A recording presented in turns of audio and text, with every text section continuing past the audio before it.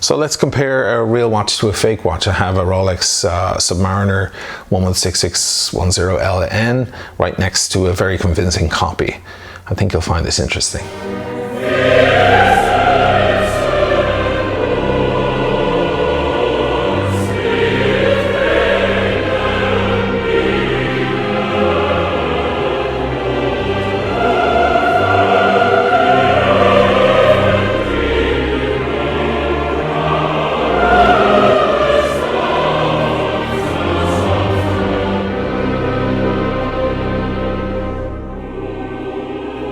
One costs $10,000, the other one costs $100. Is there really that much difference? What's up guys, juicy stuff this week. I've got a fake Rolex next to a real Rolex. They're both Submariners, they both look identical, nearly.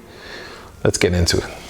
And here they are guys, two Rolex Submariners, model 116610LN, that stands for Lunette Noire. So black dial, black bezel. No color on the clasp, no color on the head, no color on the dial anywhere, not even writing, anything. It's just black, white, and silver. It's a very popular configuration. These models, list price are about $9,000 US, about 8,000 euros. But you can't really find them. They're almost impossible. I have recently read on forums that people are still waiting after having waited a year. But the bad news here is one of these is actually a fake. Can you tell which one? Let me get them closer to the camera. As you can see, they're very, very similar, but there are discrepancies between the two. And of course, anybody with a sharp eye for this kind of thing probably guessed this 2 minutes ago when the video started. It's actually this one on the left. It is 100% replica. It is not made of any real Rolex parts at all. This one, I believe, came from China. I can't be sure, but I believe that's where they're making these kind of high quality replicas these days. So let's take a look at the simple differences, the ones that jump out straight out at you. I think the thing that hits me the most straight off are two things. One is the pip at the 12 o'clock position. If you look at the real one and how perfect it is, and it has that kind of pearly white. This one is kind of turning brown. I actually bought this watch a couple of months ago and threw it in with my other watches. I just bought it out of curiosity, really, just to see what it was like. And at the time, the pip was quite white. It looked quite convincing, other than the fact that it's slightly off center. I don't know if you can see that. It should be a little bit pushed in that direction, but they got it slightly off center, so they messed up there. So I think that would be the first thing that jumps out at you. The second thing, these little second markers that are around the dial, very close to the rehaut there, are just a little too bright. They're just a little too obvious, whereas on the real one, they're a lot more subtle and kind of, they're there, but they don't jump out at you as much. So let's look at some more stuff. The case itself and the bracelet. Well, if you look at the sides here, the head of the watch is pretty much identical. I don't see much difference. One thing that jumps out at me straight away there is that the genuine seems to be more condensed. They don't seem to be able to get this bezel slim enough and down like flush, married to the head of the watch properly. So you wind up with a slightly higher, thicker watch. However, I noticed that the case back is a little slimmer on the replica than it is on the real one. So all in all, you're looking at around the same thickness in watch. As for the bracelet of the replica, it's extremely well made, looks and feels great. Of course, on the real one, they're using 904L steel, which is Rolex's special steel that has a silky feel to it and catches the light in a beautiful way.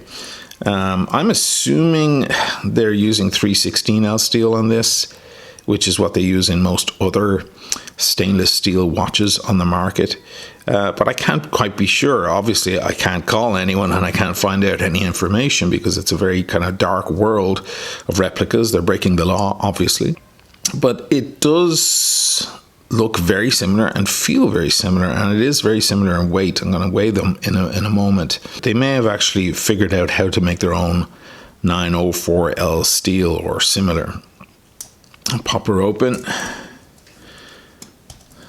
This is the replica. Everything kind of looks in place. Even the logo is quite nice. It's quite nicely printed. Now, if I get in super close to some of these details, like the Rolex SA here, it's a very, very small print, and I've noticed that none of the replica makers have been able to pull it off properly. It's quite pathetic when you put it next to the actual genuine engraving. But everything else looks right. It even has the glide lock system here, so you can adjust the length of the bracelet on cold or hot days, or if you actually are a diver, because this is of course a diver watch and you need to put it around a wetsuit, you need to loosen it up a bit to fit around your suit. Now I think using the term glide is a little generous in this case. It doesn't exactly glide. It feels kind of scrapey. You can feel steel rubbing against steel, and it's not very agreeable, but it does work and it snaps into place. I'll show you the genuine.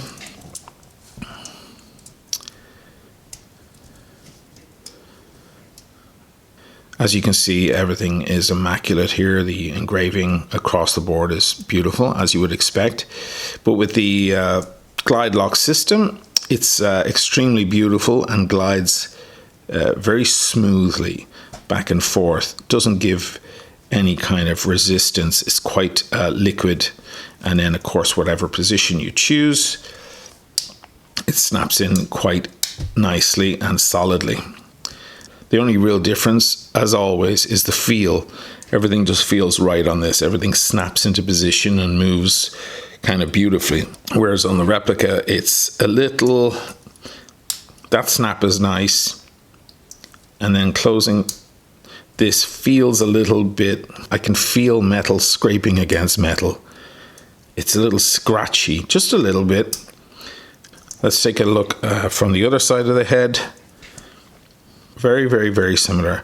Perhaps the replica is a tad thicker, but again, the case back is shallower on the replica, assumably because it's housing a much smaller, simpler movement, whereas the genuine, of course, is housing the Rolex 3135 movement, very famous movement.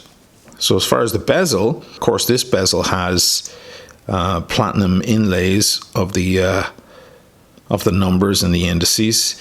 This, I assume, just has paint, but they've managed to get it kind of slightly off-white and a little bit more luxurious looking than just regular white paint.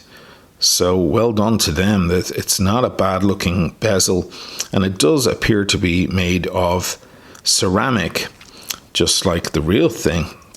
Of course, Rolex call that Cerachrome, and it is scratch resistant, just like regular ceramic. So it seems to be pretty well made. Let's turn the bezel. It's a pretty good bezel as bezels go. It's solid. There isn't much back play. There's a tiny bit of back play, but it seems solid and feels and clicks quite nicely. Let's take the real one and compare. Now you can hear the sound of it is a lot more subdued. It feels stronger. There's zero back play. It will not move even a nanometer in the opposite direction, and it's extremely satisfying and smooth and solid. Now on the dial we have white gold around the indices on the dial. Of course that's not the case on this. I assume these are just steel, and in the micro lens you can see that the finish on them isn't quite as good. As far as the writing, it's extremely similar, although the writing on the replica seems a little taller overall. It does have 4 lines, but they're spaced slightly differently. The writing on the genuine seems a little bit more widescreen, if I can use that terminology. It's just a little bit stretched out from left to right. And of course, the print is immaculate on it compared to the replica. Again, something that you don't really notice until you put them side by side or get in with a loop or micro lens. Now, one thing they've improved on of late is the Cyclops. The Cyclops seems to be giving a 2.5 magnification, just like on the real one. And you can see it again when, just right now, you see the second hand going through it and you see how it was magnified like that. They say on the old replicas or the fakes or the knockoffs of yesteryear, the Cyclops was there, it was present on the dial or on the sapphire crystal, but it wasn't actually magnifying anything. It wasn't actually a magnifying glass. But this time, lately they've improved on it and they are actually magnifying. Now, if you look at the text that they're magnifying, you can tell that the real one has much more beautiful text, much better print. However, that would be very difficult to really spot if you only had this watch in your hand and you didn't have this one to compare side by side. Now, the movement in this is not a cheap quartz movement. I assume it's a cheap movement, but it is an automatic movement. It's mechanical because you can see that the seconds hand is sweeping through. It's not going, second per second like a quartz movement would do. So you're getting maybe, 3 or 4, maybe 4 or 5 beats per second on this, which is giving it a kind of a smooth movement. The real one, of course, has 6 or 8 beats per second, I believe. It's super smooth. But honestly, between one and the other, not a huge difference in that regard. So this apparently, I don't know what's inside this. I haven't opened the back. But apparently there is some sort of a Chinese copy of an ETA movement, an ETA movement, which are very popular movement makers and make a lot of great movements for a lot of great watches. This, of course, has its own in-house movement, very famous movement called the 3135. You'll get that movement in the Submariner models and the Yachtmaster models and a couple of others. It's tried and tested over the years, fantastic movement. But what it really comes down to is this, moving the crown. First of all, this crown doesn't really lock in anymore. It did a couple of months ago, so I guess that's first indication of the cracks beginning to show. But I can wind it like this, and I can feel a movement wind. It's not very smooth. It doesn't feel very solid, but it is winding and giving the watch power.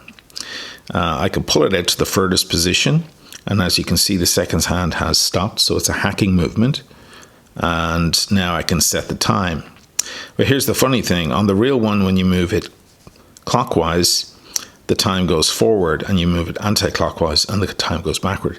But it's the reverse on this. If I move this clockwise, the time goes backwards, and anti-clockwise, the time goes forward. So I've seen other watches that do move in this direction when you move it clockwise, and in that direction you move it anti-clockwise.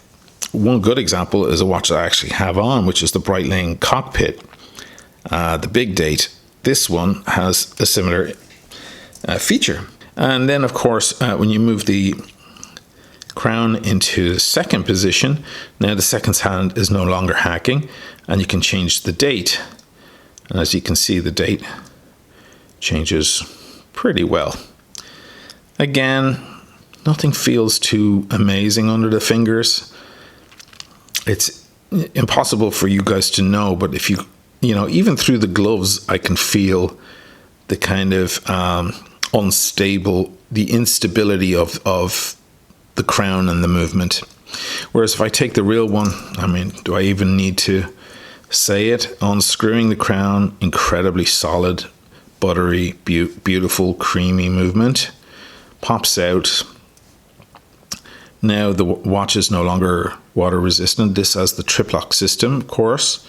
And now I can wind it. Now just winding that, I can feel the weight of a beautiful movement on the inside. It's creamy and luxurious feeling.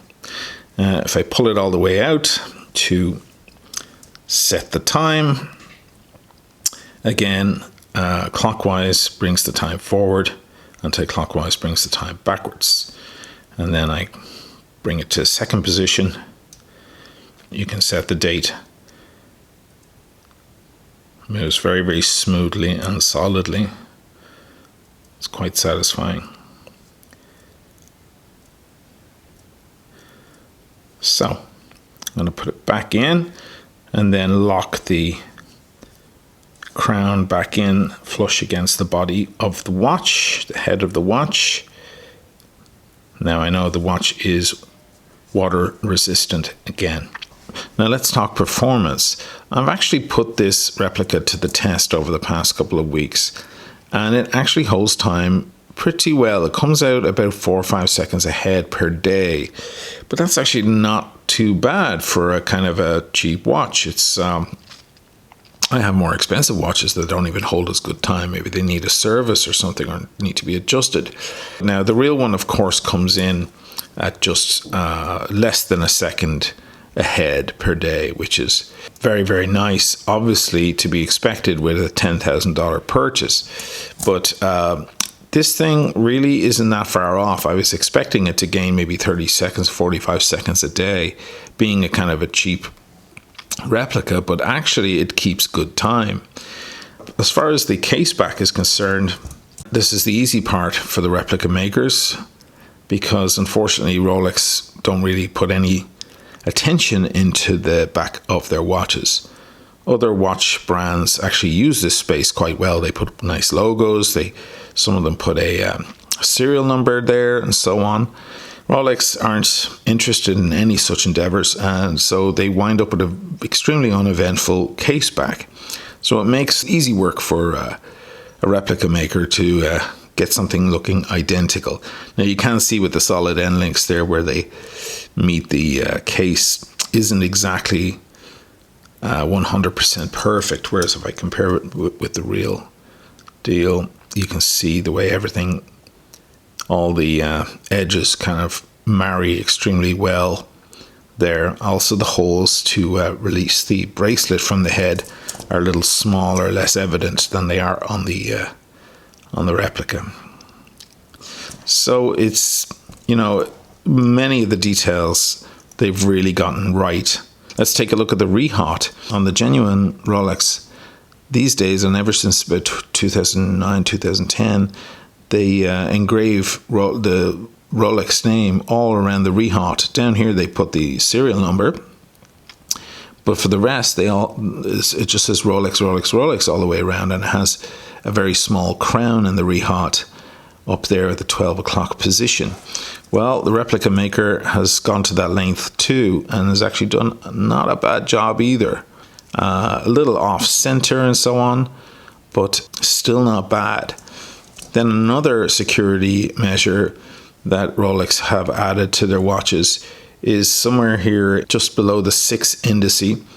There is a very tiny crown that is very, very hard to see with the naked eye, but it's right there etched inside the sapphire crystal. The replica maker has actually gone to that length too, but hasn't done it as well. And you can see it with the naked eye. It's kind of shoddy work. It's off center. It doesn't look good. And if you use a micro lens, you really see how bad it is. So one final thing to take a look at is the weight. And I've actually never weighed these watches, so I'm going to do it for the first time now on the camera. Let's see how they come in. I'm going to start with Mr. Replica. 146 grams. Let's just pick her up for a second, let that recalibrate, put her back down again. 147 this time. Okay, we'll do it one more time to get an average. 147. So I reckon that's a 147 officially. All right, let's put on the genuine article now and see what that comes out at. There is one link missing off this. I had to have it slightly sized for my own wrist in the AD. So let's see what it comes in. 156. Okay, it's nearly 10 grams heavier. Let's try that again. 156. One more time. Yep.